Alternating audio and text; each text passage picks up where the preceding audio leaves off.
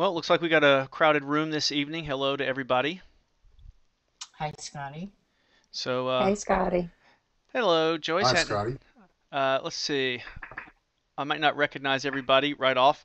Let's get started. Daryl, you look like you're at the top of the list as far as my list goes. So we'll start with you, Daryl, and we'll try to move down with everybody. I'll try to hit everybody's question as fast and as best I can, and then we'll go around. So if I don't get all your questions answered initially, we'll go back to the top of the list and keep running down until we get as many questions answered as we can. So, Daryl, what have you got this evening?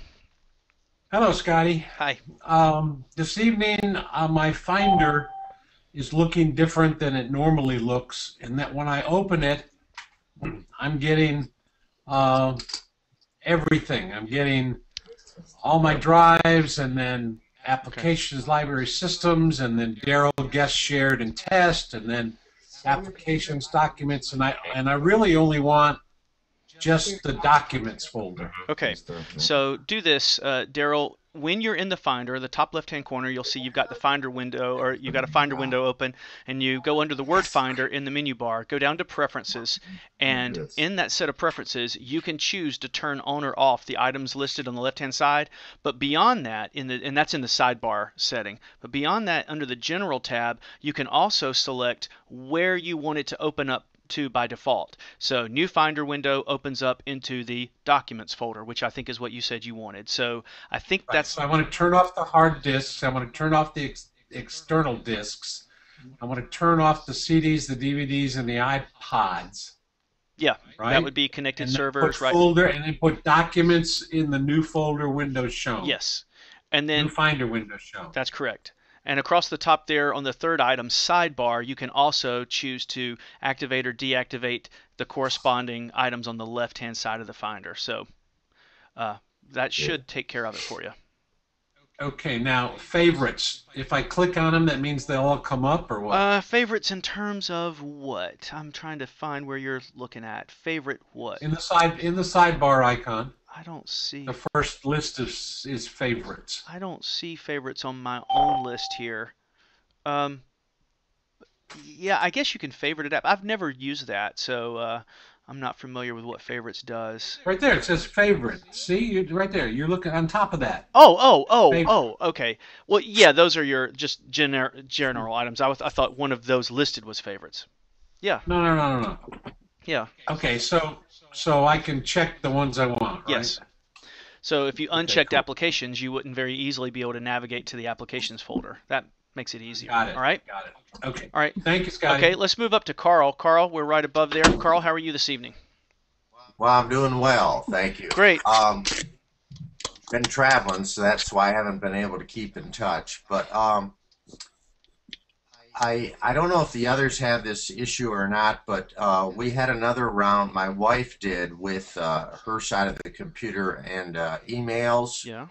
with AT&T, Mm-hmm. and she lost a whole bunch, and they claimed that they're just gone forever. Okay. Uh, should we, because we're still under Apple Care, should we contact them and see if they can help us retrieve those? Okay, let me open up with was this email address an AT&T.net of some sort? Okay. Yes. All right. So let me first make a blanket statement, and a lot of people have heard me say this before. The only email that any one of us should be using is what's called an IMAP-based email. That means email that Right. syncs or email that lives in the cloud. And when I say the word cloud, I don't mean Apple iCloud. I mean a server in a out in a field somewhere, a Right. computer uh, center that holds all of our stuff. Because you were using that AT&T email, that's a POP-based email, and AT&T, along with old school Yahoo, uh, uh, Carolina.r.com, BellSouth.net, Comporium.net, any of these local MI Connections, another one, any of these local email addresses that you get from your service provider are absolutely 100% terrible, and we should not use them. Uh, so Okay. if you had been, so I'm going to back up in the time machine for a moment, and actually, I mean, if we could go back in a time machine, if you were using a Gmail account or a me.com account, then all that email would have been fine because it's not really even actually on your computer. It's in the cloud, and you open up a program like your email program, and it looks to where the email is. But Okay. since we were using a pop account and the email disappeared somehow or another, and I kind of knowing a little bit of your history and knowing that we had to kind of recover everything and go back, and you've had a real horrible time with your data on your computer. If this is the Carl from South Carolina, right? Yes, Okay. sir. Yeah. Then yeah, you've had a tough time with all that. It is very possible that all of that old email is in Time Machine. It's if you have a Time Machine backup prior. So let's say 2 weeks ago, Time Machine, you could go back in time and recover all of that. Now, recovering your Okay. email in Time Machine is not the prettiest experience in the world. It is possible and it can be done, but it's not beautiful to do it. It's not an elegant, just a Okay. click of a button. But do you have a Time Machine backup from Yes, Okay, we do. then that email is there because pop email, unlike IMAP email, does live locally on the computer, and IMAP kind of does too. So I'm not exactly saying it exactly right, but yeah, you can get back to those.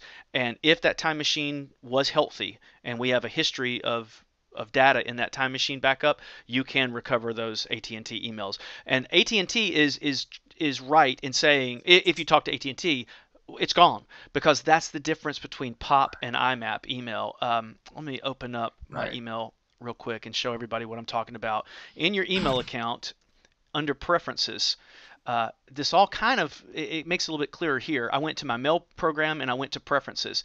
Now over here on the left hand side, I have actually these are all IMAP based accounts. If one of these was a POP based account, then under the advanced, there would be an ability over here to remove the message from the server if I wanted to. You might have seen that. If you have a POP based email, then under advanced, there's a checkbox to say remove a message from server. And POP is basically back from the 1990s when when services like AT&T and T and Time Warner, they didn't have much storage space, so they were scared that we were going to fill our email boxes up, and they only gave us about 100 megs of space, not very much at all. Um, but nowadays, Google gives you 7 gigs of data for free and you're not going to fill your email up anytime soon with 7 gigs. So I've ranted on a lot Right. about that long enough. Does that sort of answer your question? Okay. Yes. Yes, you All right. have. Let's go on. Great. Thank Let's you. go to Jeff. Jeff, what's up this evening? How are you? Jeff, are you with us? Uh, Jeff, can you hear us? Yep, I'm here. Yeah. Can you Hey, hear me? Jeff. This is the Can you hear yes. me? Yeah. Got you. So you had an issue with your hard drive. I believe we talked through email earlier this week. Yeah, So yeah, exactly. So it's just it seems like ever since you replaced that hard drive back the first part of the year, and things just seem to it just runs really sluggishly. I keep the activity monitor on in the bottom of the screen all the yeah. time, and the little pie chart that shows how much green I have got in there, and so I've got that running. But it just seems like it hangs all the time. I get the spinning wheel Okay. constantly.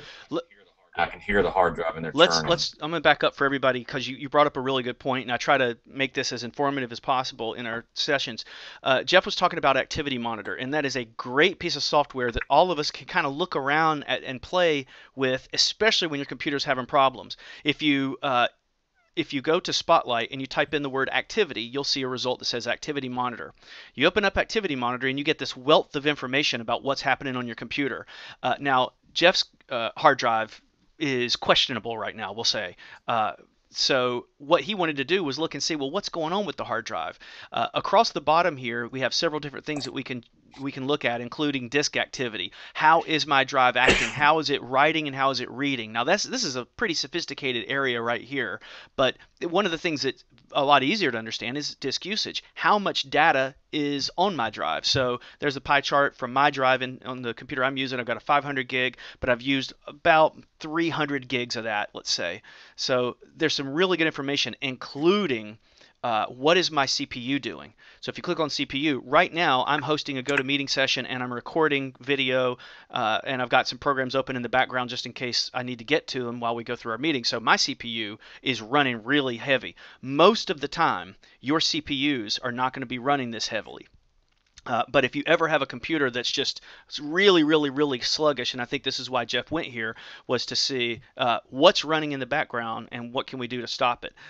If you want to take it a step farther, you can go up here to not only my processes, but all processes on the computer, and then you can sort by CPU. And if you sort by CPU, this tells you what's running and what's taking up the most CPU cycles. So right now, the software that I'm using, GoToMeeting, is taking up almost half of my processor. But to get back to your point, Jeff, it's very possible, and I usually say this to everybody, and I replace a lot of hard drives. As a matter of fact, Jeff, I don't know if you guys can see this. Here's one hard drive, dead. Here's another hard drive, dead. I'm sure that I've got about 5 under me, and there's a whole stack over there. Here's another one right here. So they're always dying. I would be happy, Jeff, if we determine it's a hard drive, and I'd say since you've kind of already looked at Activity Monitor and you've troubleshot a little bit, it's not any sweat off of my back to change that hard drive out for another new hard drive. My experience has been about 1 in 7 hard drives dies at birth. The infant, mortality rate is extremely high on hard drives. So, and I've done this for you within the last year. So, Jeff, why don't we schedule a session? I get over, grab the computer from you. I wouldn't mind grabbing it, bringing it back to my office, changing it out, transferring the data, and bringing it back. Is that will that help? You think? Well, that's fine if you think that the hard drive is dead. I don't want to have to go through all that if it's not. If there's any other diagnostics we can run or whatnot, I'll tell you two of the things that I did do just this weekend after getting your email. One, I turned off. I had that safe copy online Yeah. backup, and I turned that off because I think that was pulling some resources. And then the other thing I did was under the energy saver settings, I turned off the setting where it would put the hard drives to sleep. Yeah. So I don't know if. Those are really good points. Going back to Activity Monitor, if you have been monitoring this and you have been watching and you have not seen these massive CPU spikes like mine, and you've organized by CPU, sometimes you'll see a task running that's just running at like 78%. But I don't think you've seen that, right? Not when I've noticed it, just Okay. spot checking it. Like I said, it normally gets into trouble if I'm doing anything, any kind of video editing with iMovie, or if I've got a huge iPhoto library. If those are both open at the same time, and any of the other mail or iTunes or what have you, it just seems to kind of grind things to But a let me halt. back up for a moment. If you're normally just in the when a drive is dying, it's not dying. It doesn't act worse off when certain programs are open and not when other programs are open. That's not a characteristic of a dying hard drive. So Mm, if and a great test to see if your drive is bad is it real simple. You go to the Finder and you open up random folders that you've not looked at in a long time, and you see how long it takes for these folders to open. And like I'm clicking on music, how long does it take for me to navigate?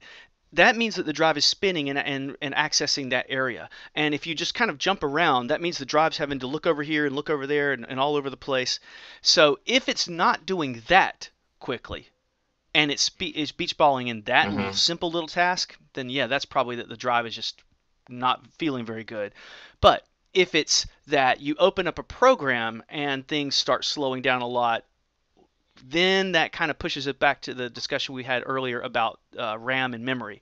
Although my experience tells me I change drives out so often, and most of the time that's the problem.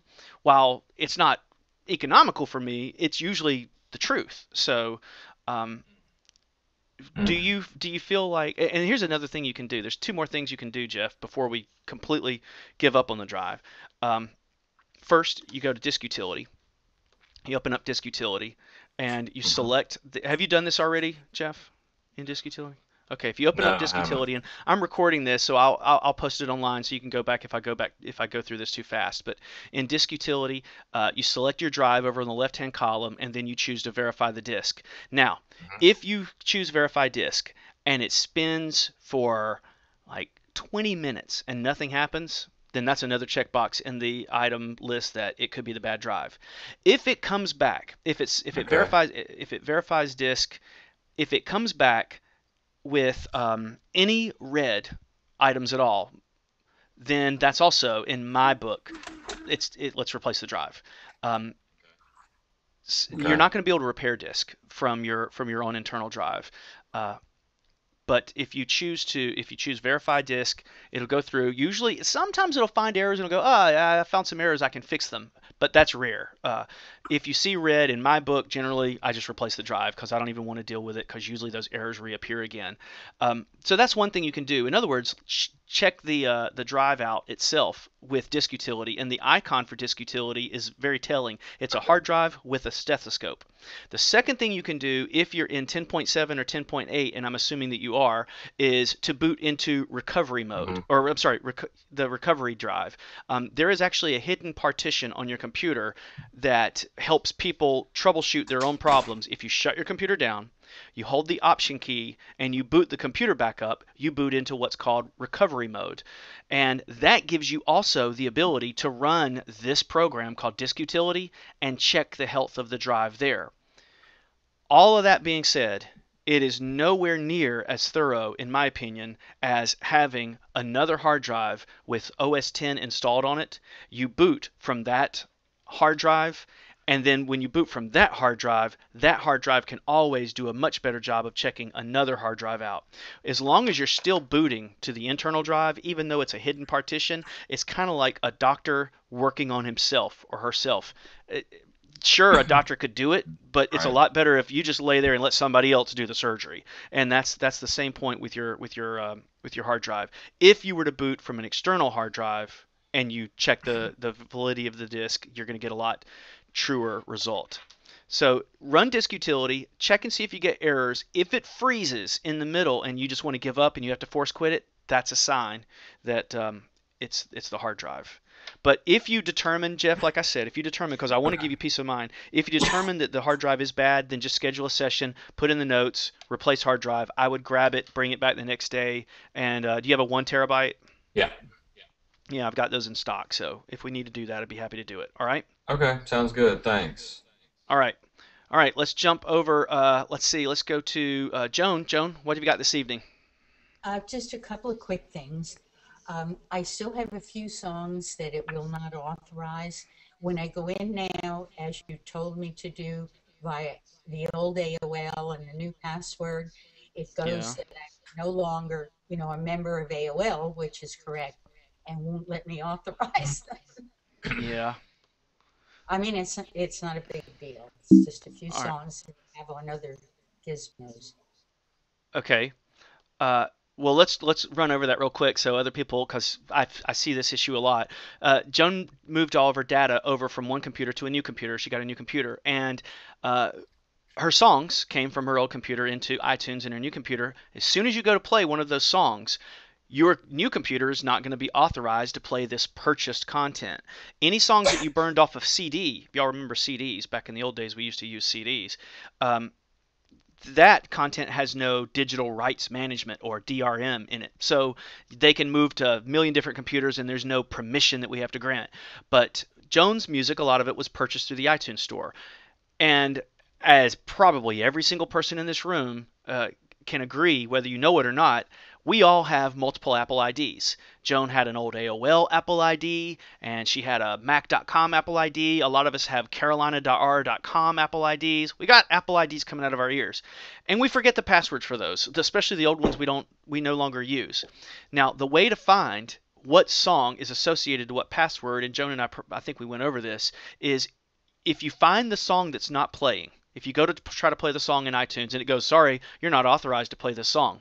If you click on the song one time and you go Command I, it brings up information about the song. And it tells me that, and don't ask me why, I apparently bought Usher on this in September the 19th of this year. I don't remember doing it, but apparently I did.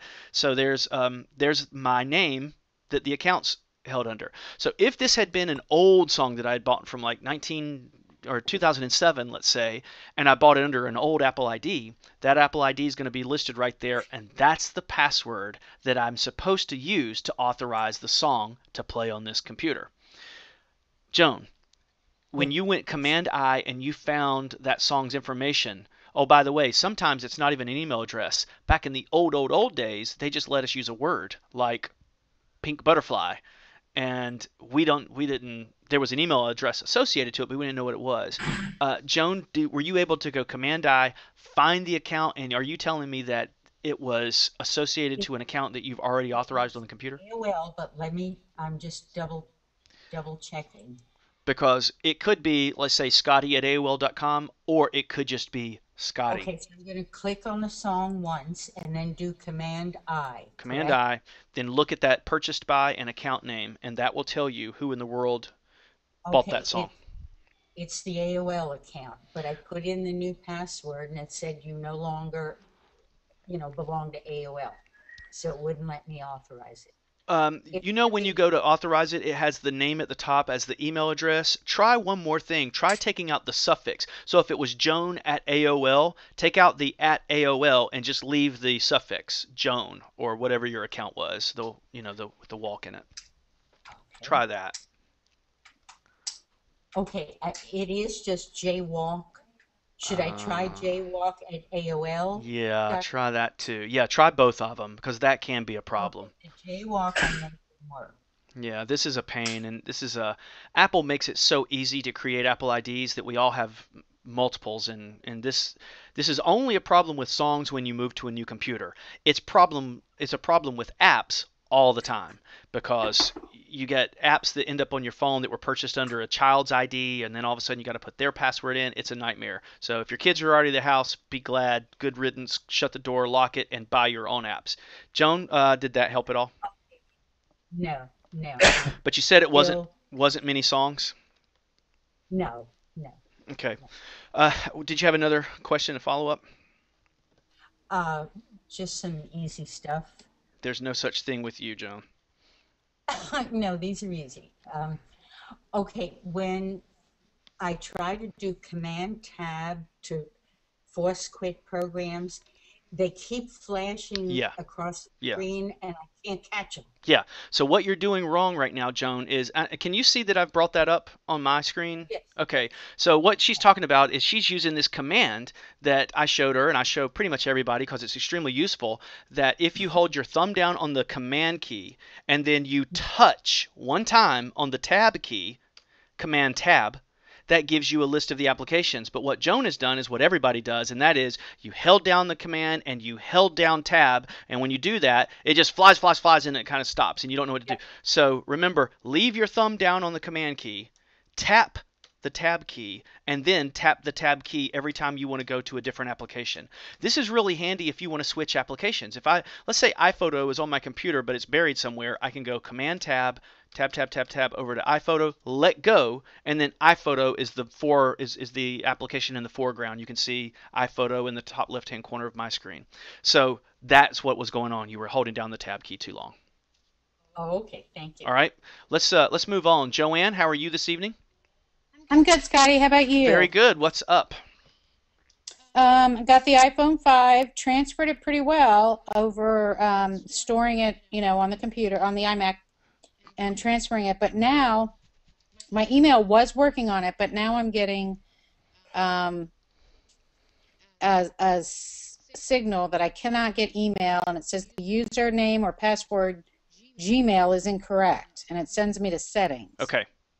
All right. So the first thing to do is we need to troubleshoot the password first before we even touch the phone. Joanne, go to gmail.com, verify your email address, and put in the password that you think it is. So anytime I want to troubleshoot a password, and while you're doing that, this is where you go first. Don't troubleshoot it on the device that's having problems. The first thing you want to do is make sure that you know your own password.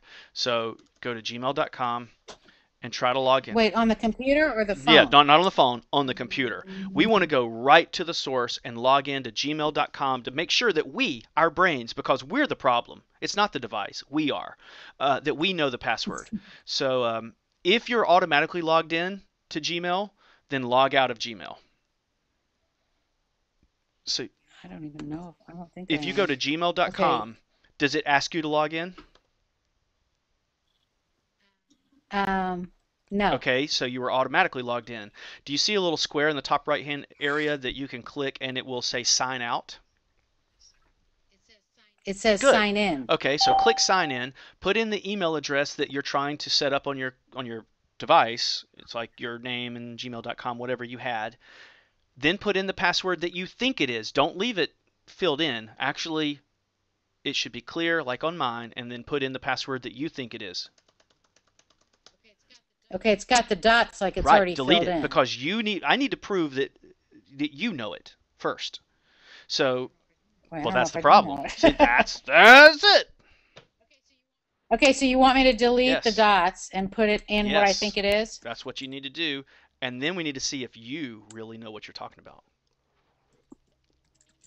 Oh, we know that answer. By the way, when you transfer, I believe this is true, when you transfer to an iPhone data from one or a computer from another, from one computer to another, the passwords don't move, I don't believe. So that's why Joanne's having to re-enter this.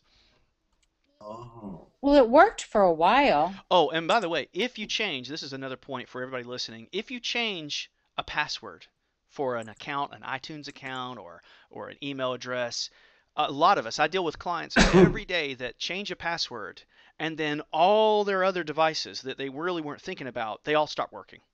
So if you change your password, people think that, well, I changed it, so it just should automatically all the other devices should know it, and that's not true at all. Your Apple TV would have to relearn it.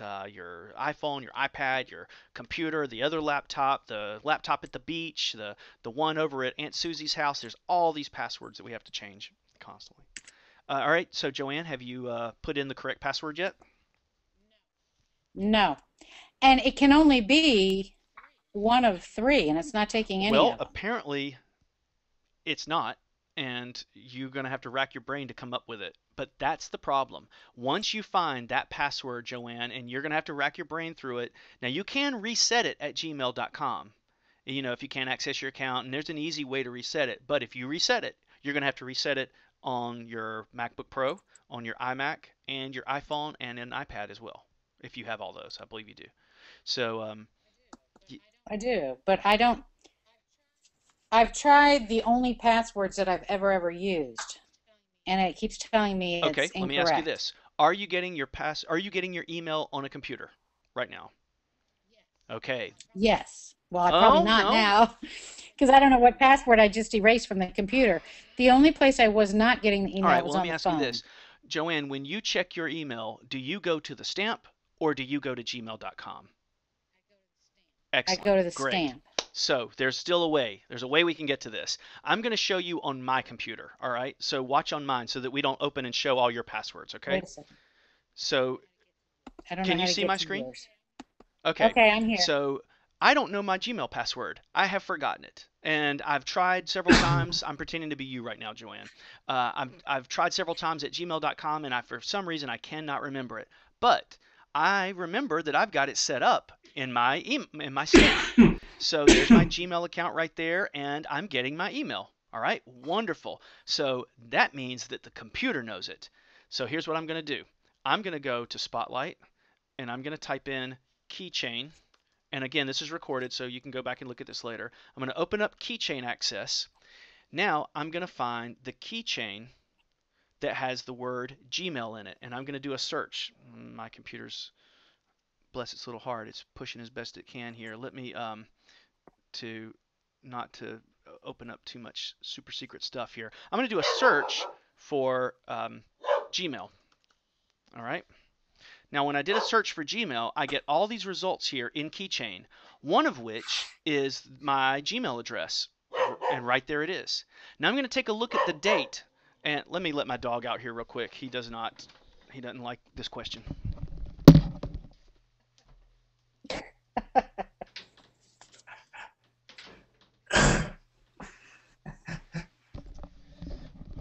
Okay, so after I've done a search for Gmail, that isolates all the passwords in my keychain, and it shows me the ones that have, like, my email address is salesconsulting@gmail.com, although I don't really use that for this. Um, Now I want to go with a really recent one. I don't want to go from one from like 2010. That's important. So I'm going to select by date modified, and I see the last one here, November 1st. Okay, good. Now I'm going to double click on that, and a new window pops up. And that window says show password. If I select show password, then it says, whoa, whoa, whoa, not so fast. Who in the world are you to see this password? So I now have to put in my computer's password Do you know the computer's password? Don't tell us. Is Nope, that the that's your Wi-Fi computer's password? password when you need to run updates to your computer. If you log out and log in from your computer, you'll know this one. It's one of your common ones, I'm sure.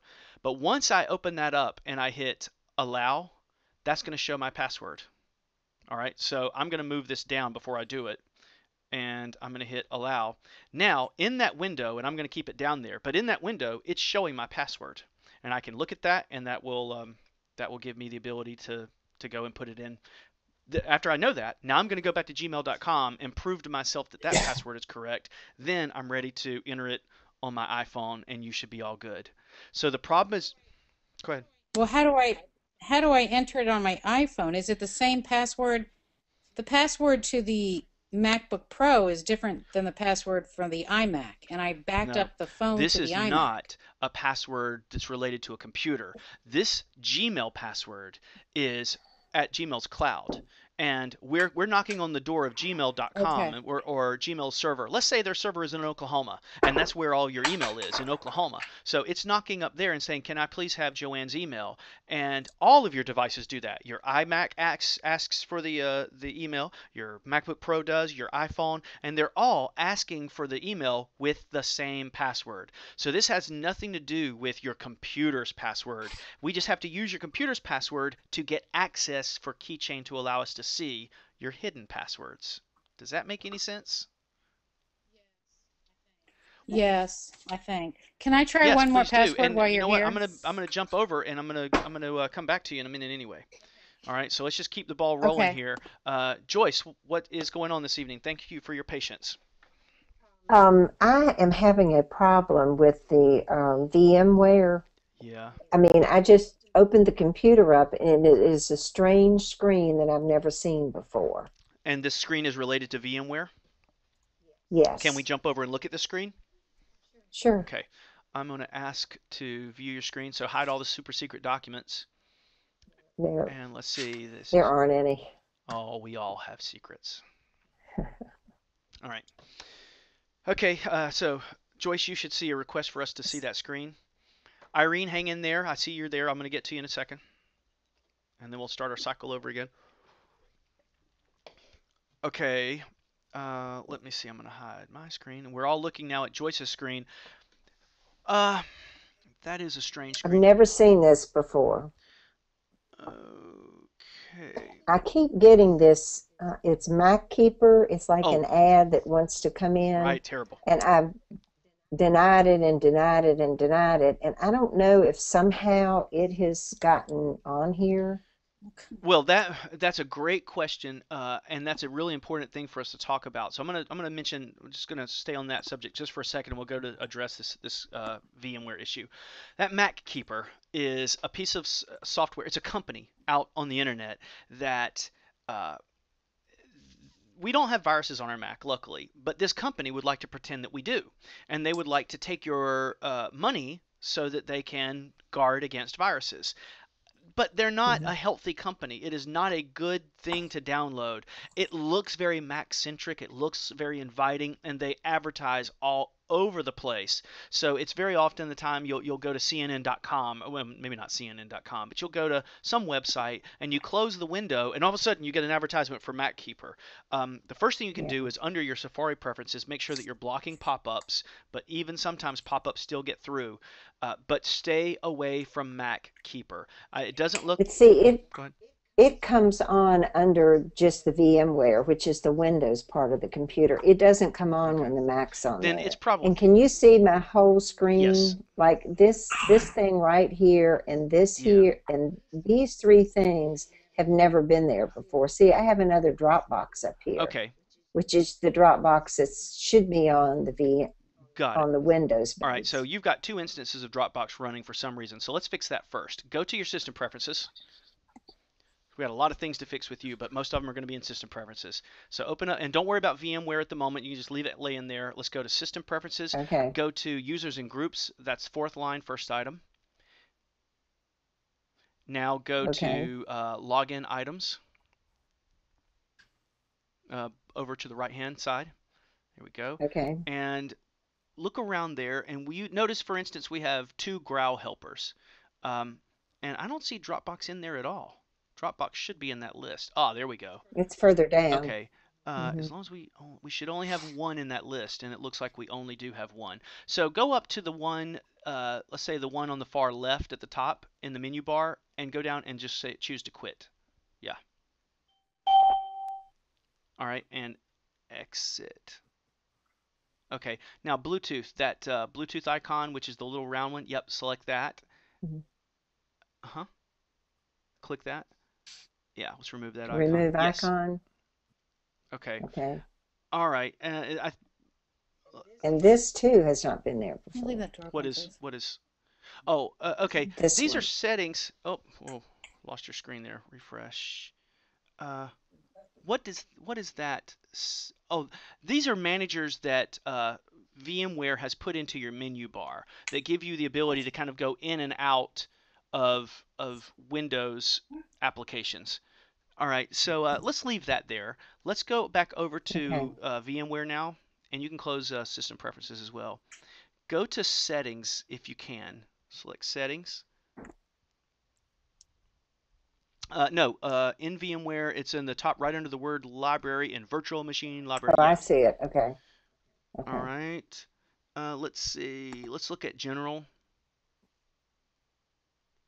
and let's see if there is an area in there. Nope, that's not it. Somewhere in here, there is the ability to show or hide certain functionality in the menu bar, and that's why those items have appeared there. I don't know where it is in here, but I'm sure it's in here. Applications menu. Let's go to that guy.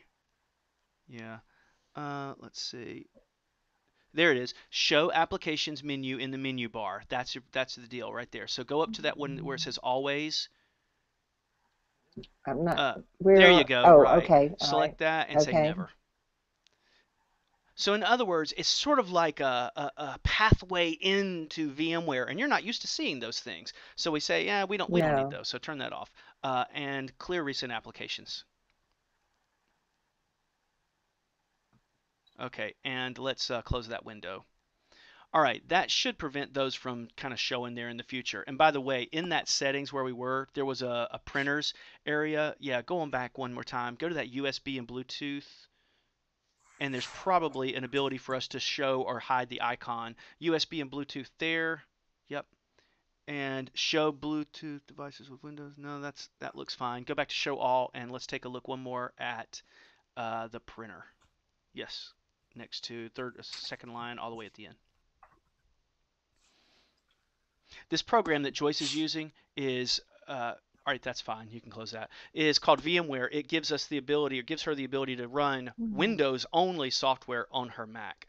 Okay, Joyce, this window just looks like a new layout for VMware, where you can click that and automatically get into the application itself. So it's basically a shortcut But into the I app. can't. I can't though. See, I'm double clicking on those now, and I It can't. looks like is Windows running right now? Looking down. Go to suspend and suspend it. Or I'm sorry, before you do that, go to virtual view. I'm sorry, view. Virtual No, view, machine. view. This. There we Oh, go. excuse It's me. in Unity mode. Okay, so you know what Unity mode is, don't you? Okay, No, this is very I've never. this Okay. is very confusing, and I usually always point this out to everybody that uses VMware, but I thought you knew this, but since you don't, it's easy for Windows to just disappear. Unity mode is a mode that VMware uses. In Parallels, it's called coherence mode. But what that means is you can open up a window, say QuickBooks, and not even see the rest of Windows. You can have an application open and running, but you don't see it in that window. Go under the word View and select Single Window. Now, so Windows is actually running. You just can't see it running because the background, and there's Windows, it's running. There it is. Now, if you open up something like Google Chrome, open up any one of these simple applications, Google Chrome would be fine. That's an application that is running inside Windows. Now, so in other words, it's a window in a window, right? And that's fine. I'm not worried about Yes. the errors right now. Now, if you go up, so that's a window running inside Windows. That's a Chrome window running inside Windows. Now go up to the word View, back where you were, all the way over, select View, and choose Unity mode. Now watch what happens. The background disappears, and all you're left with is Google's Chrome window. See? And that Google Chrome window, if it was there, yeah, there it is.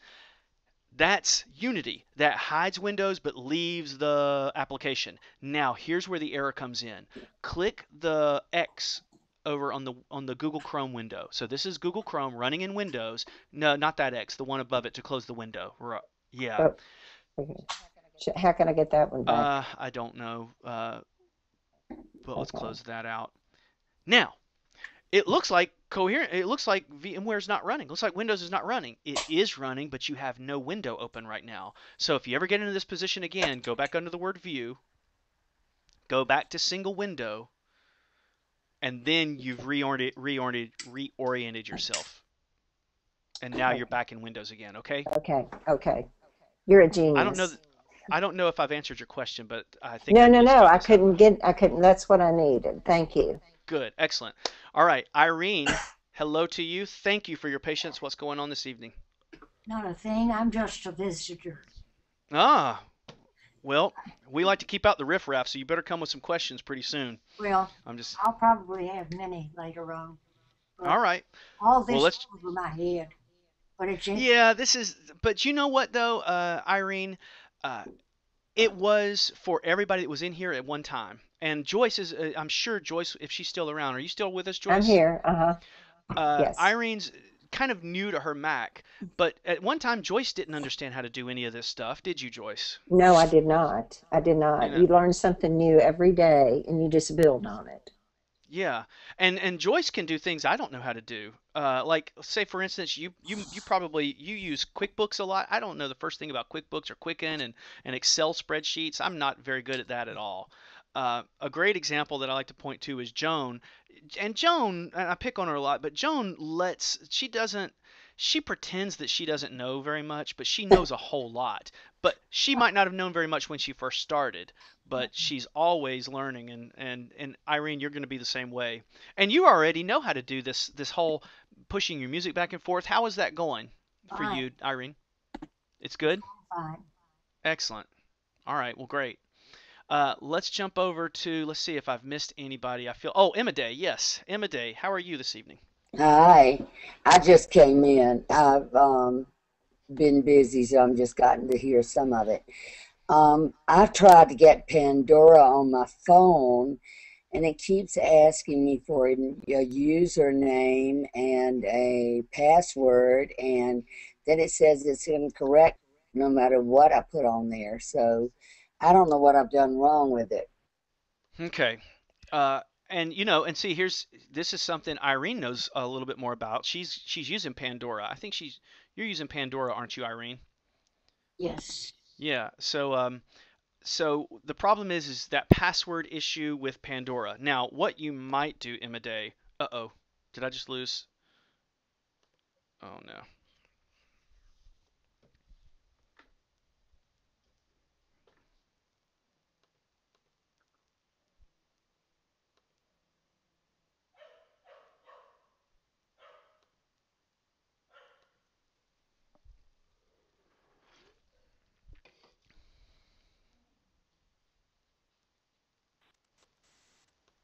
Welcome to GoToMeeting, online meetings made easy.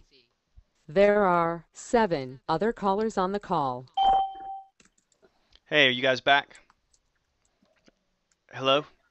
Yeah, we're We're back. All here. right. Sorry, that was me. That was Hello. my fault. Hey, Yeah, my computer decided it didn't like the little move that I was making there.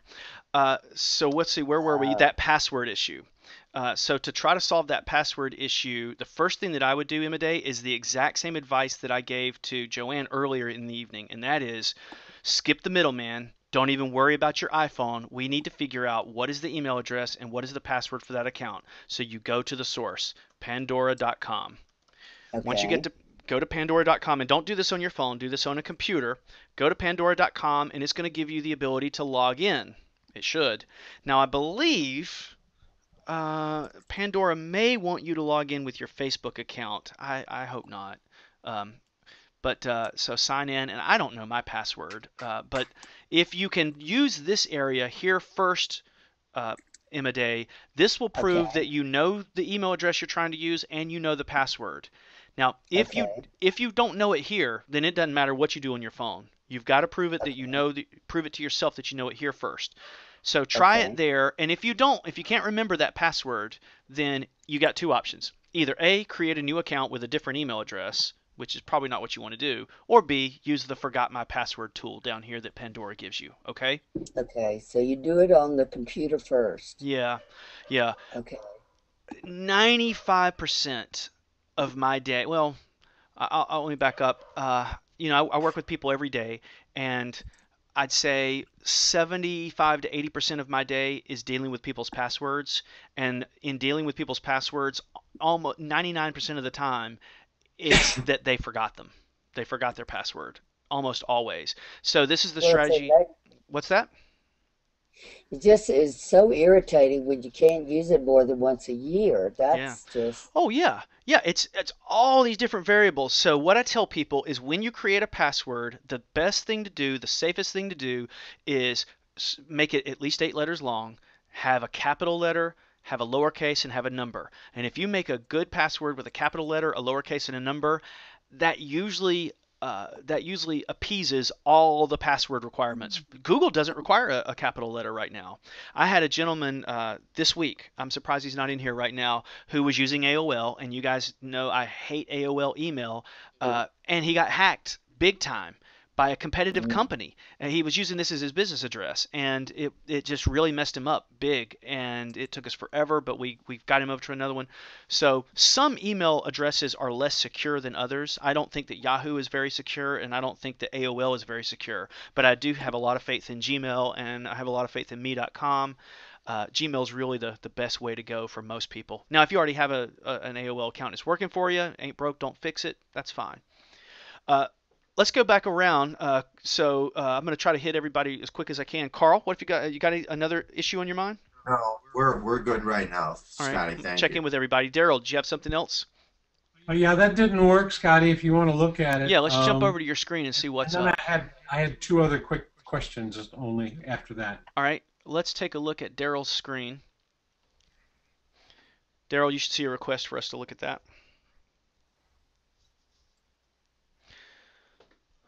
Okay. All right, give us an example of what you're talking about. Okay, there's the Finder, and I really don't need these two left-hand side ones. Okay, so go back into the Finder preferences. And now, new Finder window opens, and let's select documents in that. So yeah. Okay, close that window, and then close the Finder window behind it. And now let's reopen a Finder window. Made it worse. All right, why is that doing that? Okay, open that Finder window preferences again. And let's see, that's a desktop. Go to the sidebar. Yeah. And let's go down to turn off under devices. I think we may have flip-flopped what I was trying to explain to you. To be totally honest, when I was answering your question earlier and I asked about favorites, I got thrown off, so I might not have heard the question exactly the way you wanted it. I think we need to turn off down here at the bottom, Daryl's iMac hard disks, external disks. Yes. Yeah. That one? Let's turn off hard disks as well. Now, let's That one as yeah, well? let's do it. We can always come back and turn them back on if we want to. Okay, let's close that Okay. and go and reopen a Finder window again, and let's see if it gets rid of that first item. Hopefully it will. No, that's still there. Do this for us, Daryl. Go to you have your 4 ways of viewing, and you're in column view right now. Select any other view except for column view. Close the window. Open the window.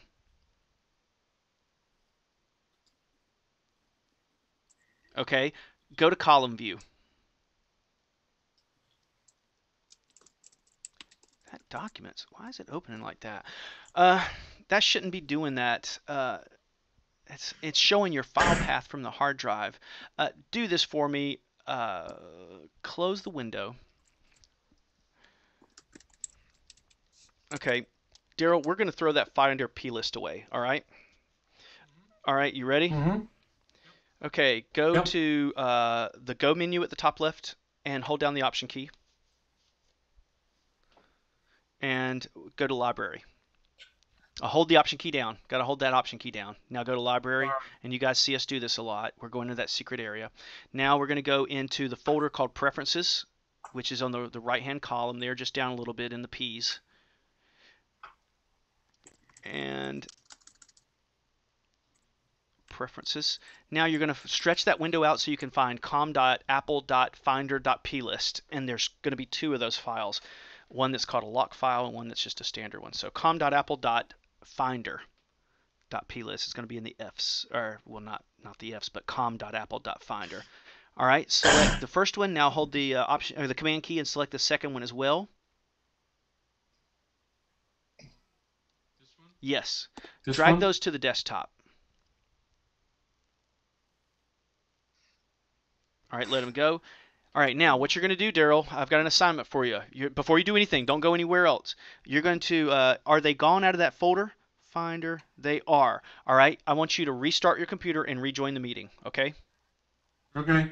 All right. Before I leave you, do you have a duplicate file finder program that you recommend?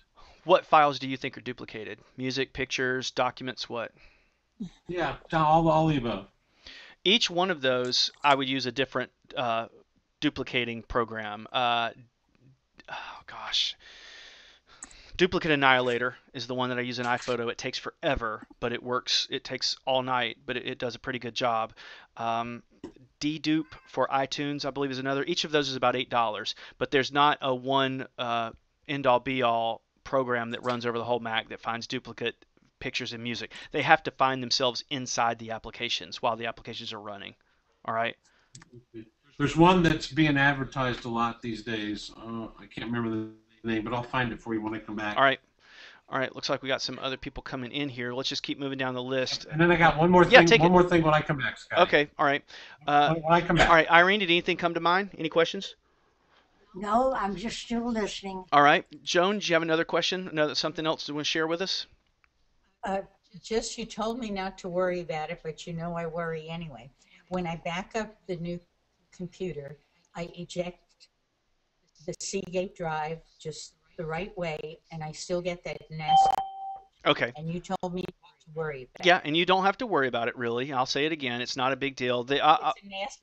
What Joan's talking about is when she tries to eject a drive, she's getting this message going, how dare you eject this way? Don't you know all your data is going to be destroyed and the end of the world will come, and the dogs and cats and all that. So what we're supposed to do as good citizens of the internet, let's see if I've got a USB drive. I'm going to plug this drive up right now. I think I've got enough room to do it. I continue to troubleshoot this audio problem that we're having, and tonight I'm using a completely different computer to see if it's the computer I was using. I've been troubleshooting all week on this other computer. I even bought this new piece of software and it's still not working. So hopefully our audio's worked out. Who knows?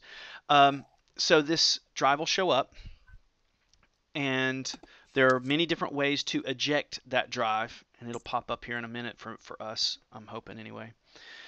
So what Joan is saying is she feels like she's ejecting it properly, but she's still getting this message saying, why did you eject this wrong? I'm hoping that this one shows up here in a minute. Oh, I plugged the wrong cable in. Give me a second. Sorry. Let's see. Okay, now that'll show up. So there are lots of different ways. From the desktop itself, you could do a right click, or you could control click on the item. So there's Eagle. That's the one that I'm using. So I could go control click, and then I could choose eject, or I could use, if I was on I think you have a new laptop, so you could use 2 fingers and touch at one time. That's your right click. So 2 fingers down, and that gives us that right clickable area, and I could eject. Or in the Finder window, on the left-hand side in the items list, I could hit the eject button. Now, when I hit that eject button on the side, I need to wait a minute or so. So I'm going to hit it, give it a couple seconds, see how it kind of grayed out there for a moment, and now it's gone. Now I can unplug it without it yelling at me. Do you feel like So maybe? Yeah, you do have to wait for it. So I'm going to plug it back up, and I'm just going to eject it so everybody can see that error that we're talking about. And this happens with flash drives. If you plug up an external hard drive, the thing that they don't want you to do is they don't want you to pull that drive out while it's writing. It's kind of like hanging up on somebody in the middle of the sentence. They want you to finish the sentence and say, "All right, do you understand? Thank you, goodbye." Click, and then you hang up. So I'm going to unplug it right now with the Eagle drive on my on my desktop, and it's going to go, "How dare you do that?" See, that's the error that she's getting. And it's saying this was not properly ejected. Please always do it the right way. Do it the way Scotty just said. And there's so many different ways. So 2-finger click, control click, or right click on a mouse. You could also drag it to the trash. And if you drag it to the trash, it becomes an eject icon. The trash turns from a trash icon to an eject icon, and it lands there. And then that gives it the ability to be safely ejected. But even so, like I said, and I think I said this before, Apple's engineers are smarter than we are, and they know that all of us are just going to pull these drives out. So they build in a little bit of buffer time in when it's backing that data up. They build some time in so that if you pull it out, the drive goes, "Oh, well, we have this little bit that we'll wait for, and then we'll kind of fix it on our own." All right? Thank you, sir. Yeah. All right. Let's see. Joanne, do you have anything else going on your Well, mind? I can't, somehow I didn't get anything out of Keychain, and somehow I wound up resetting my Gmail password, and they sent me on my cell phone a code, which I put in and changed the password. But it looks like the password applies to an old email, Bell South email address, because it says recovery email address. Update your email address Yeah. if it has changed. Yeah, that's okay. Did they send you? Did you change your password? It appears that I have, but should I leave this old email address in here? Well, let's not deal with that at the moment. You can always go back in and change or edit that recovery password. I mean, that recovery email. Is that email even active anymore at all? Do Not you even really. use it? No, I All do not. right, then. Okay, so you could always change that to, like, if you have a me.com, you could put that in. Basically, Google is just saying, "Hey, look, if we can't communicate with you through this email address, we could try to email you through this other one." But you've got that trumped because you've got your cell phone number in there. And did they send you a cell phone text message? Yes. Yeah, so you don't even need that secondary recovery email anymore because you have your phone. The only reason you would need the secondary recovery email is if you don't have your phone, too, if you've lost your phone. But so it's not a bad thing to have, but that's not our main problem right now. Our main problem is getting you back into Gmail and realizing that you've got to go and change all these passwords now that you actually changed or recreated the new password. I don't know Got how to to. make sure it's everywhere.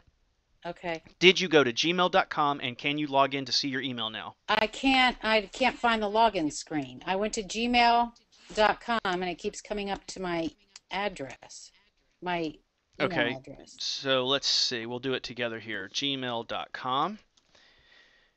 And so you're not seeing this just Oh, blank area. When you hold type on. in gmail.com, make sure that you don't see any other letters or characters at the end of the word. Gmail.com, and that's it. And then hit return to go to that web page. Right? Gmail.com. Are you on there Okay. with me? No, we can't see you right now, but I will send a message over to take a Okay, look then at it you. comes up my email address. And let's jump over so we can look at you. We won't be able to see your password when you type it in. We'll just see dots. But so Now I allow us lost it to because see of that. you guys. You should see a request to show your screen somewhere I on your did, computer and I screen. just have big pictures of There, you and Joan. that's it. Well, there's nothing wrong with that. But I don't Uh, have it. okay, so over here, Joanne Morley, right-hand corner, very top right-hand corner, right-hand corner.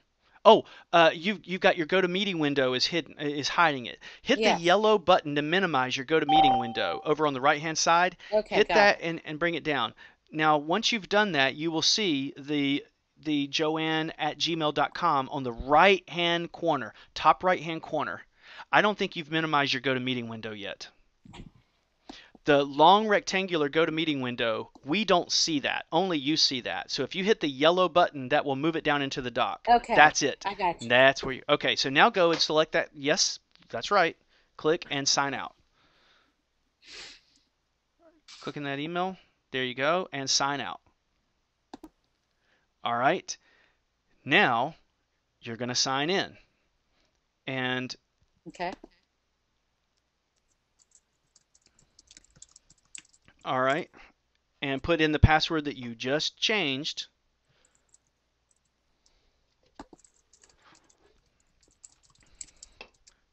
Daryl, did that solve it? Yes, Scotty, it did. Right on. Bad plist file. All right, good. We'll come back and check on it in a second here. All right, you're signing in. Okay. Go to the word Gmail. We don't need to look at your Gmail, but it looks like you're signed in. All right, it looks like you're good. Okay. Joanne, that password that you just put in, that is your Gmail password now. Now we need to fix this everywhere. So on your phone, open up your email application, and when you do that, it's going to yell at you and go, Gmail's wrong. Click on Right. edit, and then Well, put it in, says settings, right? yes, yeah. Okay. Then that's going to present it to make that change. And I just changed the password? Yes, to the one that you now know, the one that you just put in there. So you've proven that you now know this new password. You're going to put it on your phone. Then you're going to go check your mail at your iMac, and you're going to check your mail on your MacBook Pro with the stamp. And it's going to present the same kind of thing for you. Well, something's wrong here. We checked at Gmail, and they're saying your password's not right. What's up, lady? And then you're going to put in your new password, and you're going to check the box that says remember password. It says the IMAP server, imap@gmail.com is not responding. Check your network connection and that you entered the correct information in the incoming mail server field. That's on your iPhone, that's saying? Yes. Okay, let's do something then. You know what? Because Gmail, and this goes back to the issue that Carl was having before. We don't, it doesn't matter. If we have a problem with Gmail, all right, big deal. We have a problem with Gmail. We just delete it and re-add it again. So let me go through how you're going to do that. Let me pull my account up here and maybe get my phone online. I'm using a different computer. Oh, I didn't save it. Okay, hold on here. Okay, it sends me to an account where it says mail, calendars, notes, archive messages on. Delete account at the bottom. Oh, so you logged in. You were successful. Yes. Good. I was. All right. So one down, 2 or 3 more to go. All right. But so supposedly I'm getting my emails. Yes, you are. So if you go back to your email account and you go to your Gmail account, you will see all your Gmail in there. It'll fall in. All right? Okay, it's in. Good. All right. Now you just But need to fix it on your other devices too. oh dear. Otherwise I won't get mail on my other devices. That's correct. Because you just changed. Is it the iMac as Right. well? And this goes back to exactly what I said. You changed it on one device. Now you have to tell all your other devices the new password. Okay? I can't. How do I do that? I can't. I'm not having luck with Keychain. All right, you don't have to even use Keychain now. Just Keychain sign will in automatically be updated. gmail.com? That's right. Okay. Okay. Thank No, you. no. I'm sorry. I said that wrong. Close your Safari window. Oh, I'm Say sorry. goodbye to Safari. All right. Now, open up your email program using the stamp, like you always check your email. Go to the stamp, and when you do that, I'm going to jump back over to my. All right. Now hit Get Mail up there. Okay. Like you're gonna get your mail. And let's see. Maybe you've already put this in. That's your Gmail. Maybe this is already in. All right. Well, I guess it's already account set up. password changed. It says the password for your Yeah. Google account was recently changed. I would have thought that would have given us an error to say, hey, you can't check this mail. Go to the word mail, top left-hand corner, and select preferences.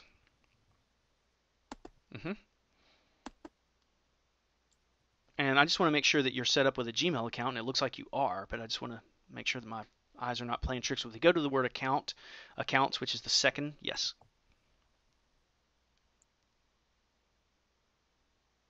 Yep, that's your Gmail account. But Okay, see, you that see where it says, password showing is the longer password, which I've always used. That's the password I wanted it to be.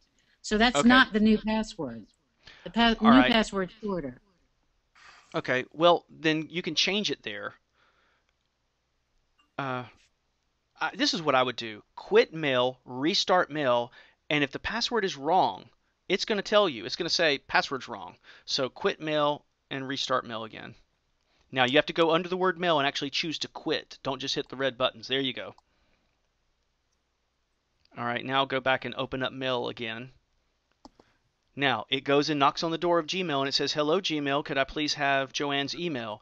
And Gmail then says, well, what's the password? And if it has the right password, it lets you have the email. There it is. That's what we wanted. Now put in the new Oh, password. I just backed it up. Say that again? Is that my new password? Yes, that's that. You now put in the new password that you just changed and then check the remember password in my keychain box. Yes. And that's the one you just created. And do it again, that's fine. And nope, you see you didn't check the box. Ugh! Which means the next time it's going to say it again. It's going to go, oh, what's your password? And you got to remember to check that box. So just quit mail and restart mail. Right. And you're going to do that on all your devices. When you go to your other computer, you're going to quit mail, restart mail, and it's going to ask you the same thing. What's the new password? We don't know it. And then you're going to put it in. All right. I'm going to open it up Okay. to everybody here. Thank Anybody else just have another random question? Please jump in. We're running out of time here. So who's got something? Anybody else? Scotty, ever since I went to the new Lion software, the MacBook Air downstairs loses its IP address. Okay. When you say it loses its IP address, are you saying that it falls off the network? Yes. Okay. Then I'll show you a couple troubleshooting steps that you can take. All right. You're going to go to your system preferences. I wonder if it had its own static IP address. Probably not. But if you ever got courageous and you wanted to kind of mess around with things, you may have assigned one, but I doubt it. So in your system preferences, you're going to go to network, and in network, you want to make a note of what IP address your MacBook Air is being given. I'm on a MacBook Pro here, and I've been given 10.0.1.8. Now that 10.0 means that I'm probably using an Apple router, and I am, and you're using an Apple router, I know, so you're getting a 10.0. something. What you're saying is that this number is not being given out the right way. Something is happening. The communication between the MacBook Air and your router is going wrong. So here's what we do. In network, Correct. with Wi-Fi selected, you go to advanced, and you choose TCP/IP, and you hit renew lease. Now I don't want to do that right now because I'm on a meeting with you guys and I might fall off. But if I hit renew lease, what's supposed to happen is the device that you hit renew on makes a phone call over to the airport router and it says, hey, the number you gave me, I don't want that anymore. Give me a new number. The router then looks at I'll call it the serial number, but it's really not the serial number. It's called the MAC address, but that's confusing to people. So it looks at the ID code of the computer and it goes, well, you know what? I gave you 10.0.1.8 a little while ago. There's nothing wrong with that. I'm going to give you that one again. That's fine. So then it just re-gives you right the same one. What's supposed to happen is the router, every about 4 hours, you can set it differently, but about every 4 hours, it makes an assessment of all your devices. And it says, okay, who's got this number? Who's got that number? Who's got that number? And it goes through and it looks at all of them and it refreshes all those numbers. That's renewing the DHCP lease. That's what that's doing. So if your computer is just not cooperating and this doesn't fix it, then there are two things you could do. You could do it manually. You could say, well, I want to go manually, and I want to say, you know what? Don't even ask for one. I'm just going to give it to you, 10.0.1.17. And if you did that, then your device would never ask for a password. It would always assume that it knows it. But that's a little bit more risky. Here's the maybe easier thing to do. Okay. This again, what's that? I'll do it the first way. Okay, well, I'm going I'll to do show it you the one first more way you way, showed me. Yeah. and just because I want you to have all the different tools, and you can go back and look at All that. right. So, and my brain's going so fast tonight, I don't even know which way I told you before. But another thing you can do is it's possible that the file on the MacBook Pro or MacBook Air is damaged. And if that's the case, here's what we do. You go into on your MacBook Air, you open up a Finder window, but this time you're not going to go to your secret library that you had to hold the Option key down to get to under Go. This time you're going to go to the computer's library because this is a computer problem, not a user problem. So you would select Library and ignore all these I have my invisible files shown, so you're not going to see all the same stuff. But again, you're going to go to your hard drive, then Library, not Users Library, and you're going to find a folder way down here. And again, this is recorded, so you can go back and look at this. You're going to find a folder down here called Preferences. This is not the same Preferences folder by any means, completely different. It looks a little bit the same. Then inside this, there's a folder called System Configuration. It's down at the bottom. All right, in that System Configuration folder, you're going to see a couple of files that are very interesting. These are suspects. So this one, this this com.apple.network identification. This one, com.apple.airport. Those two, and usually those are the only ones. Here's another one, network interfaces.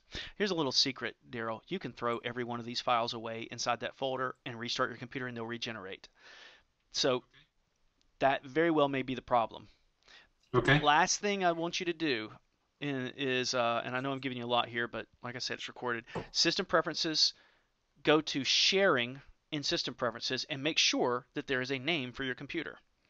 If this field that you're about to see is blank, then that's an unhealthy thing. My computer's name is Scotty's MacBook Pro. Make sure that you have a computer name there. And again, that's in System Preferences, Sharing, make sure you have a computer name there. And you may even rename it. I don't like that apostrophe, so I'm going to take that apostrophe out. All right? Okay, anybody else want to? Yeah, spaces are fine. Okay. Yeah, spaces. Spaces Apostrophes are too. I'm just kind of old. Spaces are okay. Okay. Question. Take it, Joanne. Yes.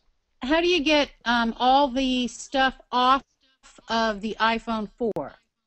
Everything, contacts, mail. I mean, how do I get it back to like original factory settings or something? Yeah, you want to give it to somebody else or sell it or something.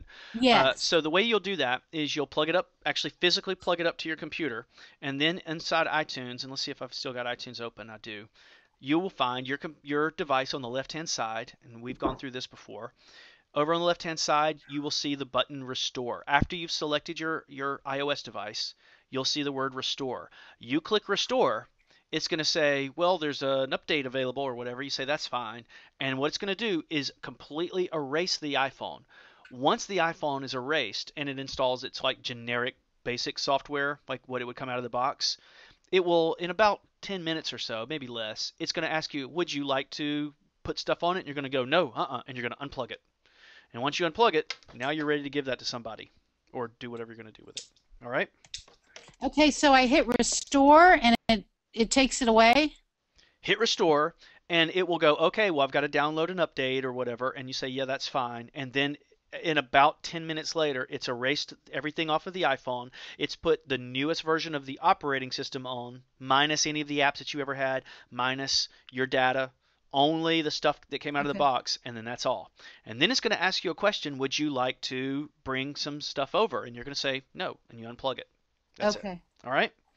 Easy duplicate finder. Oh, Easy duplicate finder. Oh, that's the name of the program you're talking about?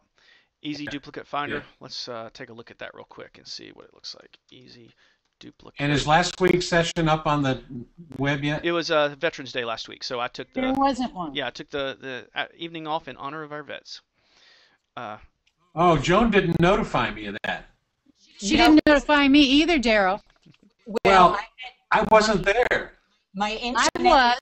I was all by myself.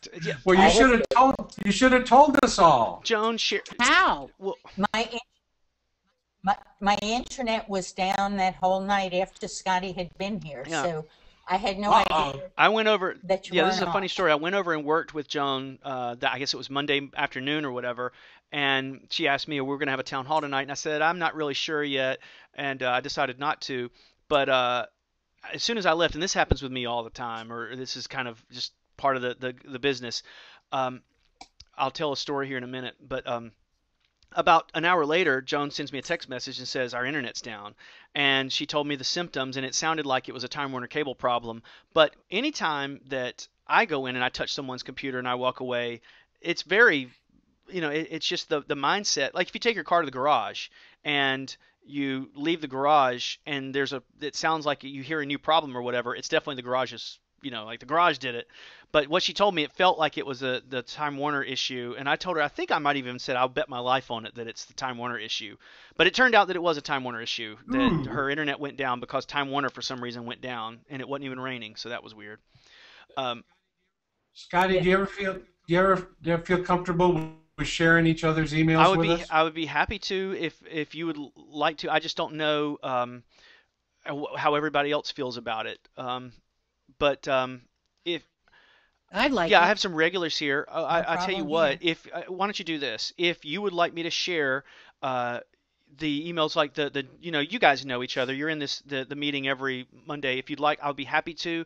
But just send me an email that you'd like to get on that little group, and then I'll throw a list group together, and you guys can email each other. Um, the one Okay, of thank you. I think that'd be That would great. Okay, be, Then we can all yeah, have a party one night. yeah, I yeah, respect. I'll Are we do going to it. invite Scotty? We'll All invite right, Scotty. Yeah, my we'll celebrate. We'll one of my celebrate favorite Scotty. stories. One of my favorite Sounds like a stories, and I plan. hesitate to tell this, but I'll go ahead and tell it anyway, I guess, because with it being recorded.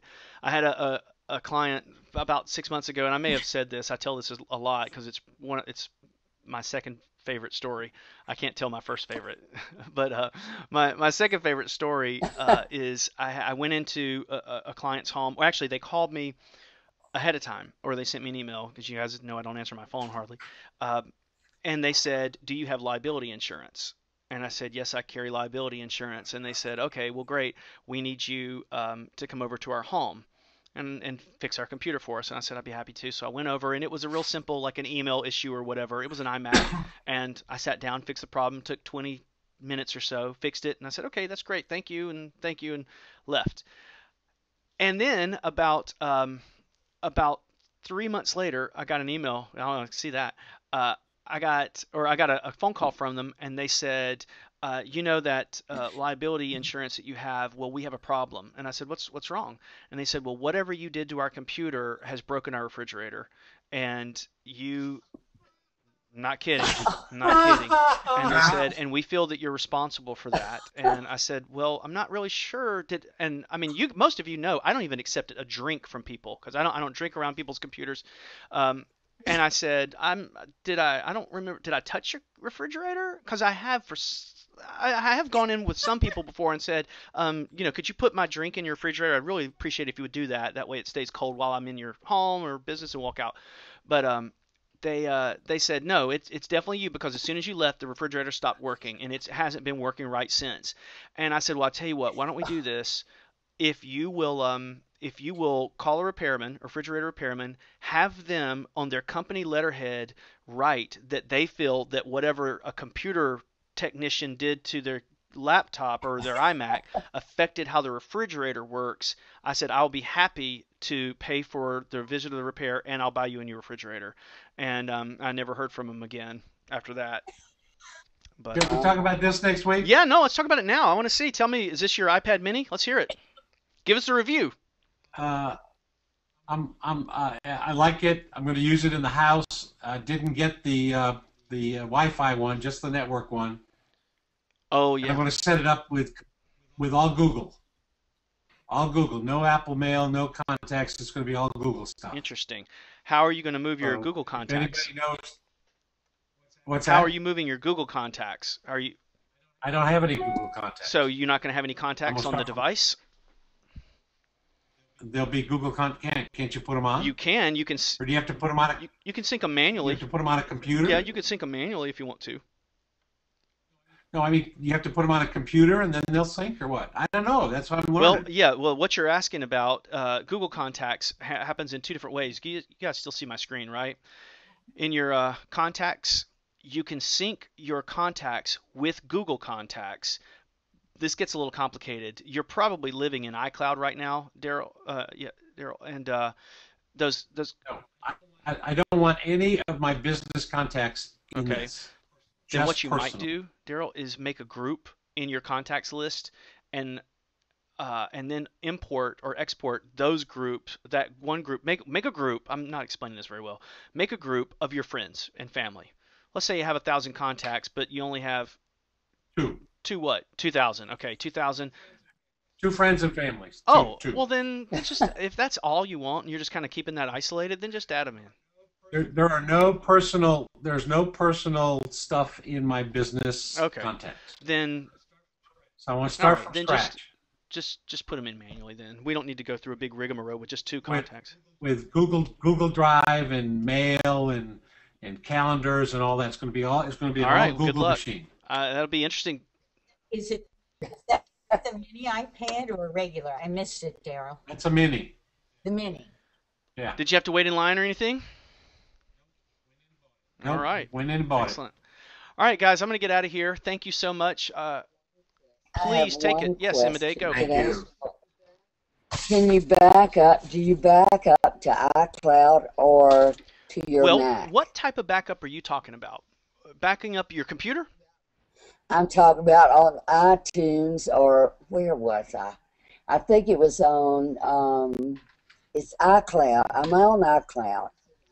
I think it was All in right. iTunes. Well, let me point something out, and my iPhone might fall off here. Do you see my iPhone screen? Nope, I just fell off. Let me try again here. I'm having to kind of work my way around some limitations because I'm using this different computer. Um, but to answer your question, oh yeah, I'm using a trial version of this. Don't think of iCloud as backup, Imade. You're going to back up all your data with a time machine drive, and I think you have a time capsule, if I'm not mistaken. So you're Yeah. backing up your computer to that time capsule, which is backing up your contacts, your calendars, documents you create, your music, your pictures. All that is getting backed up to that external drive. Don't think of iCloud Uh-oh. as any kind of backup that you're using. It stores your contacts and your calendars, Uh-oh. and it stores some pictures temporarily. And we've talked about this several times. But think of Time Machine as what you need to be using for backup. So I need to go back and back up to my Your MacBook iOS Pro. device? Yes, absolutely. Yeah, that's a great thing. Yeah. I didn't know that. I thought everything was in the cloud. So I need to check everything back That to would be a good MacBook thing. Pro. That's my suggestion. Now, yeah, we've run out of time here, or I've run out Okay. of time. But we've talked about this several times. There is an ability, Imade, for you to back your phone up to the cloud. There's a setting in iCloud to do it. But I'm not a big fan of that for a lot of reasons. I won't go into it tonight because I'll just get off on another tirade. Um, Okay. looks good. All right, Okay. guys. The screen. You Oh can't yeah, see you the like screen. it? The resolution's All great. right. Well, it's got the new, the You new resolution on it. you guys, Retina if you'd dis- like to hang out and Retina, talk some more, yeah. that's totally fine. I'm gonna get out of here now. If you would, I can turn it over to somebody if anybody would like to become the presenter, and I can get out of here. Anybody want to hang out and then they just quit, or are you guys done for the night?